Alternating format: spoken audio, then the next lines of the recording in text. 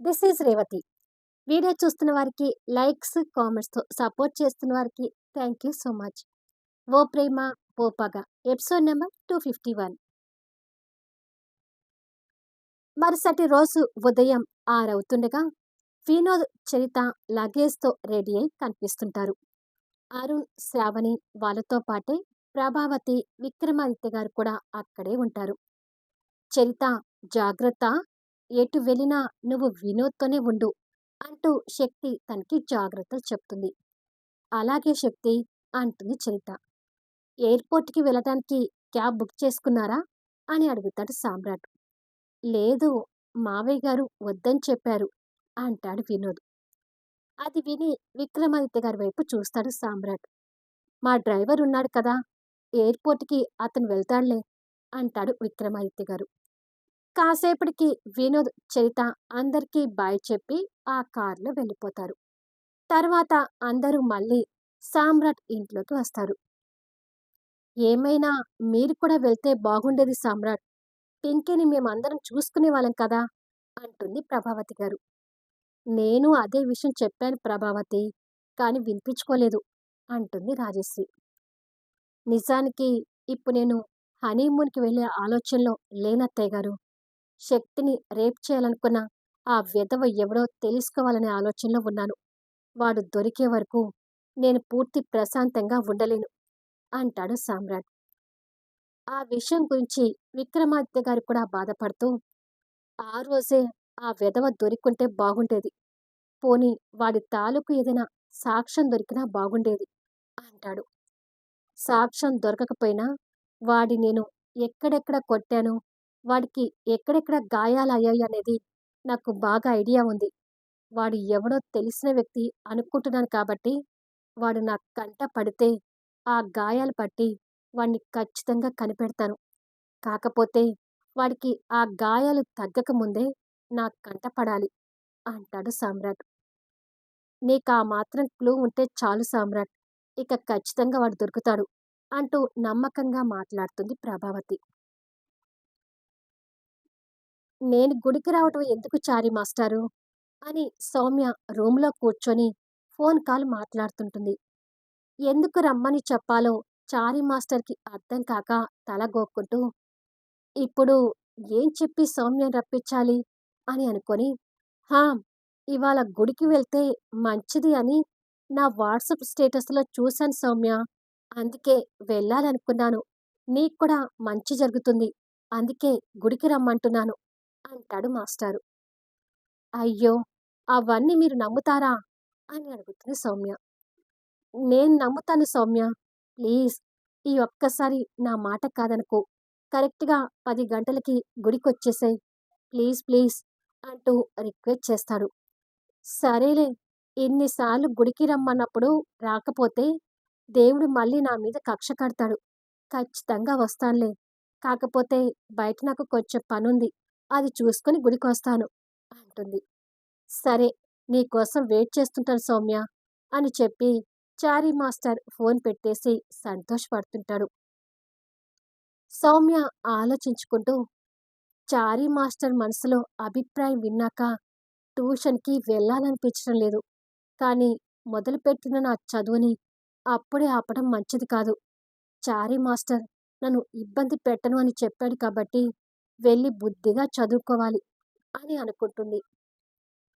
కొద్దిసేపటికి ట్యూషన్‌కి బయలుదేరినట్టే బయలుదేరి రూమ్ నుంచి బయటకొస్తుంది. బావ ఇంకా లేవలేదా అని అడుగుతుంది పని మనిషిని. లేవలేదమ్మా అని చెప్తుంది పని మనిషి. సరే, బావ లేచాక టిఫిన్ పెట్టడం మర్చిపోకు అని చెప్పి బుక్స్ పట్టుకొని తను వెళ్ళిపోతుంది. నైట్ అంతా చారీ మాస్టర్ లవ్ స్టోరీ ఊహల్లో ఉన్న భరత్ లేటుగా నిద్రపోయి లేటుగా లేచి గోడ గడియారం చూసుకునేసరికి 9 అవుతుంది. అమ్మో! ఇవాళ 10కి గుడి దగ్గరికి వెళ్ళాలి కదా అని అనుకొని చకచకా రెడీ అయి బయటకొస్తాడు. సౌమ్య అప్పటికే ట్యూషన్‌కి వెళ్ళిపోయింది తెలుసుకొని నిరాశపడి, ఛ! సౌమ్యతో టైమ్ స్పెండ్ చేద్దామంటే అస్సలు కుదరటం లేదు అని అనుకొని పని మనిషి టిఫిన్ చేయమని కూడా వద్దని చెప్పి ఇక గుడికి బయలుదేరతాడు. గుడి దగ్గర చారీ మాస్టారు సౌమ్య, భరత్ కోసం వెయిట్ చేస్తుంటారు. ఇక చారీ మాస్టర్ కన్నా ముందుగా సామ్రాట్ వచ్చి వాళ్ళకి చాటుగా నిలబడి ఏం జరగబోతుందో అని అనుకొని వారిద్దరి కోసం వెయిట్ చేస్తుంటాడు. సౌమ్య కన్నా ముందు భరత్ అక్కడికొస్తాడు. చారీ మాస్టర్ రిసీవ్ చేసుకొని, "హమ్మయ్య! మీరొచ్చారు. ఇంకా తనే రావాలి సార్" అంటాడు. "తను ఇంకా రాలేదా?" అంటూ భరత్ నిరాశగా అడుగుతాడు. "వస్తుందంట సార్. ఫోన్ చేశాను. దగ్గరలోనే ఉందంట" అంటాడు చారీ మాస్టర్. "నీ మనసు గెలిచిన తను ఎలా ఉంటుందో చూడాలని నాకు కూడా క్యూరియాసిటీగా ఉంది" అంటాడు భరత్ నవ్వుతూ. చాటుగా ఉన్న సామ్రాట్ ఆ మాటలు విని, "సౌమ్యని చూశాక నీ మొహం ఎలా ఉంటుందో చూడాలని నీకంటే ఎక్కువ నాకు క్యూరియాసిటీగా ఉంది భరత్" అని అనుకుంటాడు. అలా ముగ్గురు సౌమ్య కోసం ఎదురు చూస్తుంటారు. అన్నట్టు ప్రతిసారి మర్చిపోతున్నాను. అసలు నీ పేరేంటి? అని అడుగుతాడు భరత్. "నా పేరు చారి సార్. నేను పిల్లలకి ట్యూషన్ చెప్తుంటాను. అలా నా పేరు చారి మాస్టర్‌గా మారిపోయింది.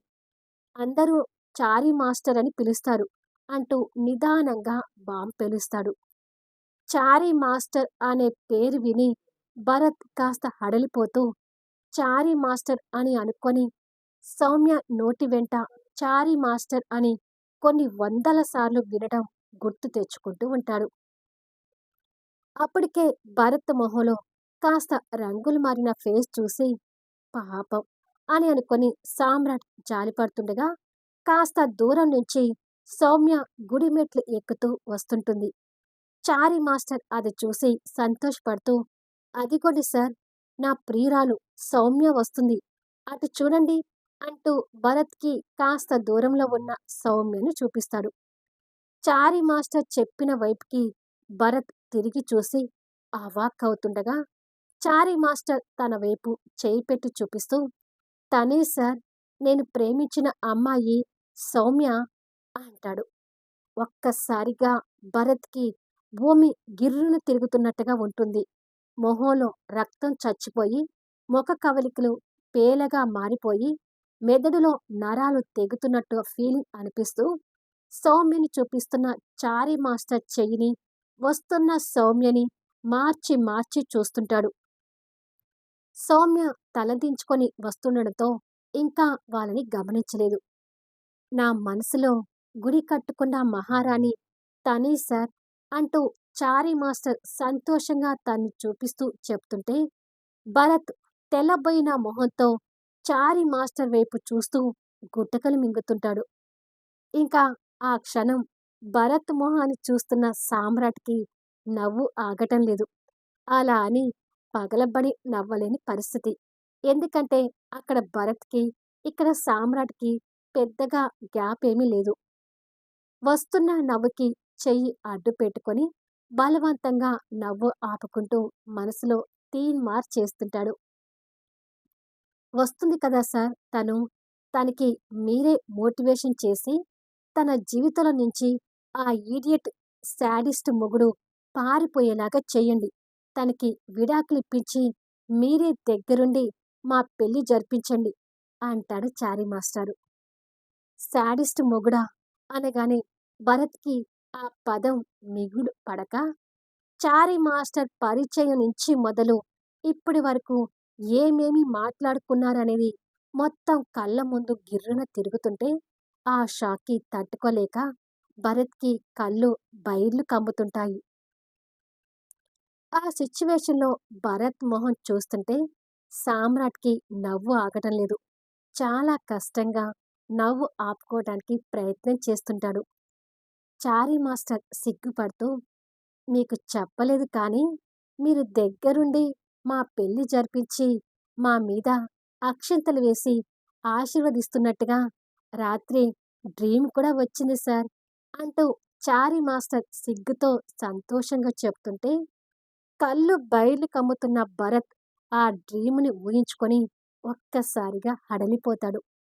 ఆ షాకుతో కళ్ళు తిరిగి పడబోతుంటే చారీ మాస్టర్ గ్రహించి, "ఏమైంది సార్ మీకు?" అంటూ భరత్‌ని పట్టుకుంటాడు.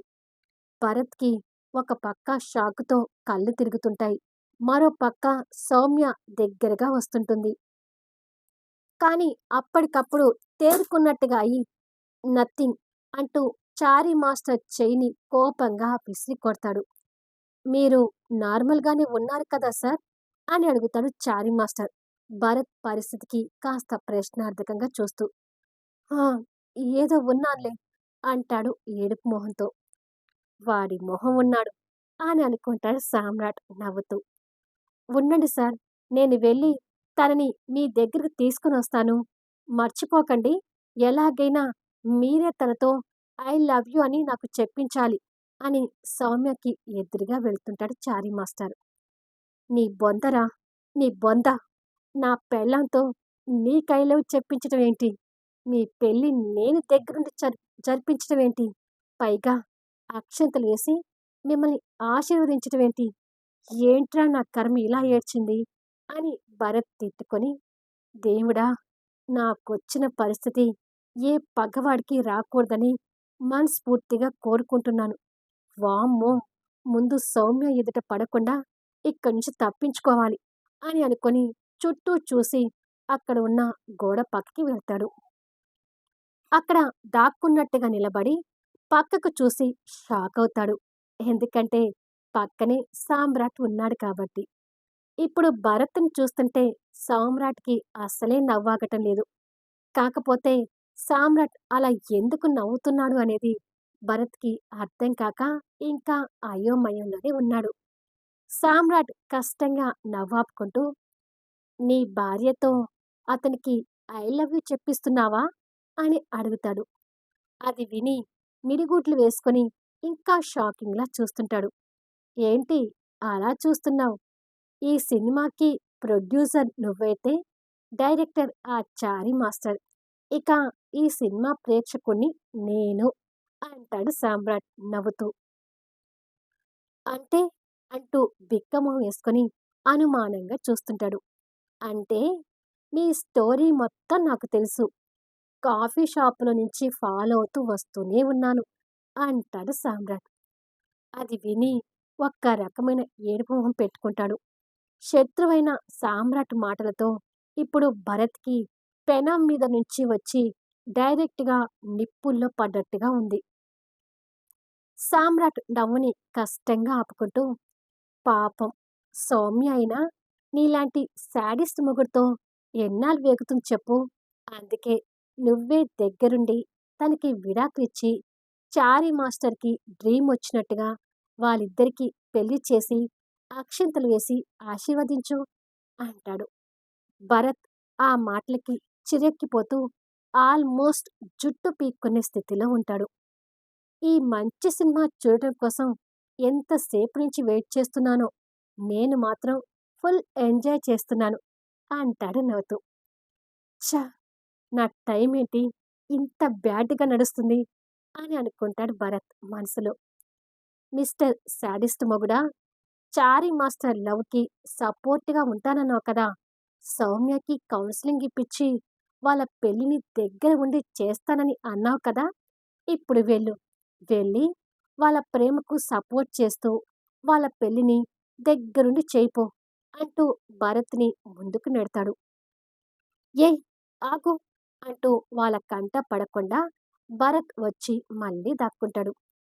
ఒకసారి అటు చూడు. చారీ మాస్టర్ సౌమ్యతో కలిసి నీకోసం తెగ వెతుకుతున్నాడు అంటాడు సామ్రాట్. ఆ మాటతో భరత్ చాటుగా ఉండి వాళ్ళ వైపు చూస్తాడు. ఇదేంటి? ఈసారి ఇక్కడే ఉండాలి. ఇంతలోనే ఎటు వెళ్ళాడు? అని చారీ మాస్టర్ వెతుకుతూ అంటుంటే, ఎవరి కోసం చూస్తున్నారు మాస్టారు? అని అడుగుతుంది సౌమ్య. నాకు తెలిసిన సార్ ఒకరు ఇక్కడికి వచ్చారు సౌమ్య. వారికి నిన్ను పరిచయం చేద్దామని చూస్తున్నాను అంటాడు తడబడుతూ. మరి ఇక్కడి వరకు వచ్చిన వ్యక్తి ఎక్కడికి వెళ్ళినట్టు? అని అడుగుతుంది సౌమ్య. ఏమో అదే తెలియడం లేదు అంటూ చారీ మాస్టర్ భరత్‌కి ఫోన్ చేస్తుంటాడు. భరత్ అది చూసి వెంటనే ఫోన్ తీసుకొని సైలెంట్ మోడ్‌లో పెడతాడు. భరత్ పరిస్థితికి సామ్రాట్ నవ్వుతూనే, ఇలా ఎంతసేపు దాక్కుంటావు? అని అడుగుతాడు.